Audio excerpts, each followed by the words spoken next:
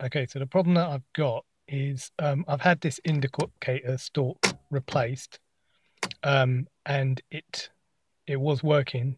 So before, what happened was I had to hold it down, and to make the indicator work because it wouldn't engage, and it did that for a while. So I got that replaced at a garage.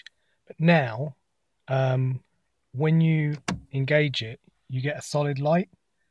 You might not be able to see that, but you can just about make it out. So you get a solid light where that's turning right, so that's turning left, and it's not flashing, it's not ticking. So I don't think it's the indicator stalk. So I bought the relay to to replace, and hopefully that will do it. That's where it is. The relay's right behind there. It's actually the whole thing is the relay. So you take this vent out. Obviously, you take your stereo out first, and then you should be able to just unplug it and then plug in a new one. I'm going to have to disconnect the battery, and also, oh yeah, I'm going to take a picture from the outside so you can see what these indicators look like. They're solid, so they don't flash or tick or anything like that. So it just looks like they're broken. So you can see the light isn't flashing. It's not ticking. It's a bit cold out today, so that doesn't show up very well, but it's solid. And you can see it on the side repeater as well, and we'll run around the back, and you can see that it's solid. It's not flashing at all. So you can see my super cheap battery. I'm just going to remove the terminal, the negative terminal, and actually disconnect the battery, and then you're ready to go. You don't need to see that. It's just me with a spanner. It's a bit boring. So yeah, but it's a 10mm bolt that's on top of the terminal just there, and I'm just going to ratchet that off and pull it off, and then you're done. Okay, so I'm going to have to take the stereo out, and I remembered to keep these two little metal doodahs, to flick them out here and here, and then it will allow me to pull the stereo out. The amount of times I've lost these, you use them once and you think, oh, I'm never going to take the stereo out, and then you do take the stereo out, and so make sure you keep hold of those. They're really useful. So you just prise this little bit of plastic off the surround, and then we'll pull the stereo out. I've only got two hands, so I'm not going to show you me taking it out because I've only got two hands. All right, see you in a minute.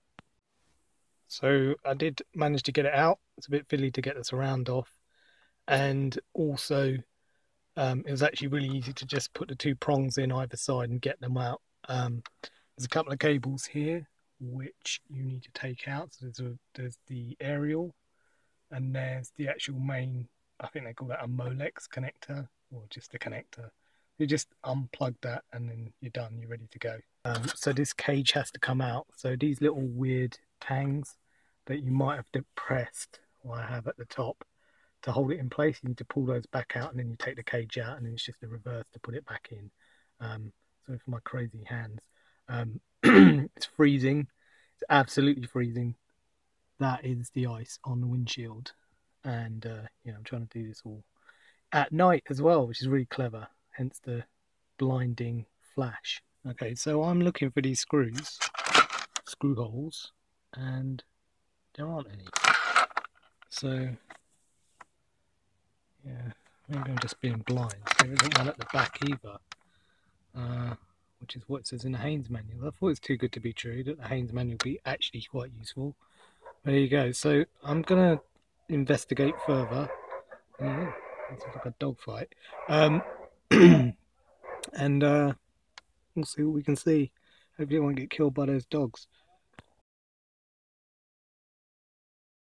Okay, so yeah, stuck the screwdriver in here and then in there, and then kind of wiggled it a bit, and then it just jumped out. So it does carefully prise out.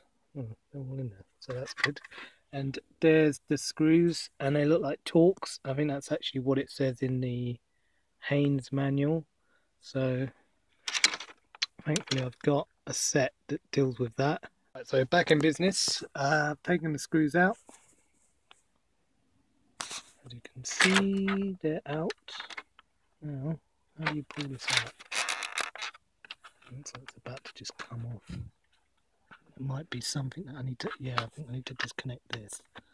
Just up there. And then the whole thing just pops off. It does look like it's coming. You know, I'm doing a typical man thing and not actually reading the book, which would tell me how to do this really easily, but I'm just being silly. So let me just do that.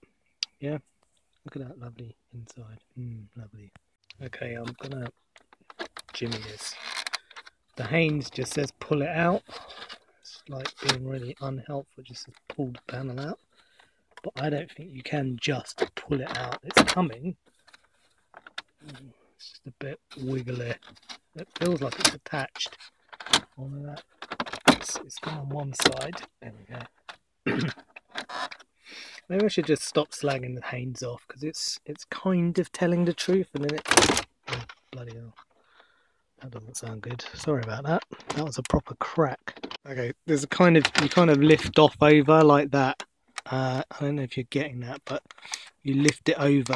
See where this is connected here, so you can get to that cable, and you should be able to disconnect the doodle on the back. So it's just a bit tight. That's all. I think. I hope this comes out in edit. Oh, rubbish camera work. I can't really see what I'm doing, so I think there's something under there. I think there's a click so that I can unplug it. I'm going to give it a go.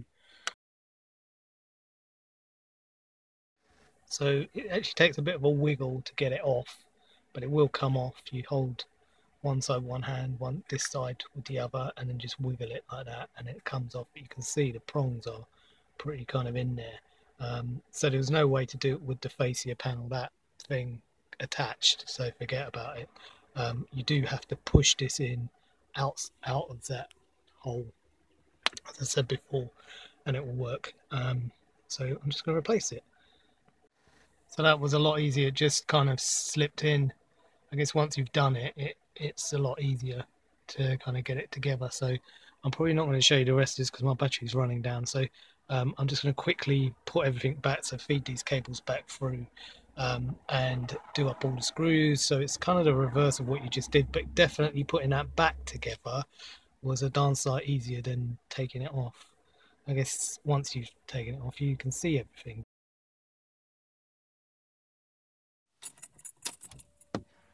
So success, it worked, clicking away.